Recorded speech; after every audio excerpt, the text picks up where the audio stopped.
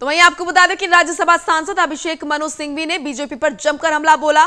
कृषि कानूनों का उन्होंने विरोध किया और कहा कि जिद और अहंकार की राजनीति बंद कर देनी चाहिए। माननीय अध्यक्ष के बारे में मैं कुछ नहीं कहूँगा। हमारे हाउस के अध्यक्ष, मैं बहुत विनम्रता से कहूँगा, आप अपने आप निर्णित कर लीजिए। आप कांग्रेस भूल जाइए, देश के अलग अलग पार्टियों को भूल जाइए। एक कानून, 3 कानून पास होते हैं 8 महीने पहले। वो पास होने के वक्त, जिसको आप कहते हैं, एक लेश मात्र मिलीमीटर का भी विचार विमर्श नहीं होता है, सब लोग मानते हैं। गिलिटिन होता है पार्लियामेंट। उसके 8 महीने बाद और हमारे अन्नदाताओं के 80 दिन की इस सर्दी और इतनी ज़्यादा एक दुष्प्रभाव सहने के बाद हमारे गणतंत्र का मंदिर में हम लोग सम्मिलित होते हैं 8 महीने बाद। ये पहला अवसर है इनकी बात करना, और आप उस पहले अवसर में कहते हैं कि हम इसको प्रायोरिटी नहीं मानते। तो आप किस चीज़ को प्रायोरिटी मानते हैं? आप आज अगर एक प्रकार से आप देश के हर किसान को अपमानित कर रहे हैं, अगर आप सिर्फ विचार विमर्श नहीं कर रहे, आप कुछ कानून तो पास नहीं कर रहे हो ना।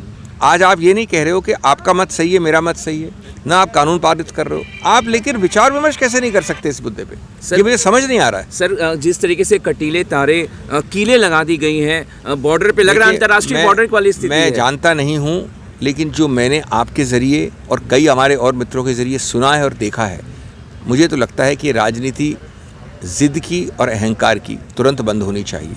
गणतंत्र में इस प्रकार की राजनीति की कोई जगह नहीं है। देखिए, मैं उनमें से हूँ जिसने लिखित रूप से कड़ी निंदा की थी, भर्त्सना की थी किसी भी हिंसा की, और उस हिंसा में अगर 2-4 भटके हुए किसान भी हैं तो आप एक्शन लीजिए, ज़्यादातर नहीं है कोई भी। लेकिन उसका बहाना बना के हफ्ते 10 दिन बाद आप इस प्रकार से इस अभियान को तोड़ने का प्रयत्न करते हैं। कभी बिजली कट जाती है, कभी कीलें ठुक जाती हैं, कभी प्रहार किया जाता है, कभी लोगों को, नागरिकों को बुला के गाली गलौज किया जाता है। तो ये क्या घड़ियाली आंसू हैं आपके कृषि के विषय में एक तरफ, और इस प्रकार के हमारे अन्नदाताओं का के प्रति व्यवहार की दूसरी तरफ। सर, प्रधानमंत्री ये सबसे बड़ा आडंबर है और इसकी भर्त्सना कड़े से कड़े शब्दों में मैं करता हूँ। सर, प्रधानमंत्री ने कहा कि एक फ़ोन कॉल दूर है कृषि मंत्री से, लेकिन अभी तक कोई न्योता नहीं आया।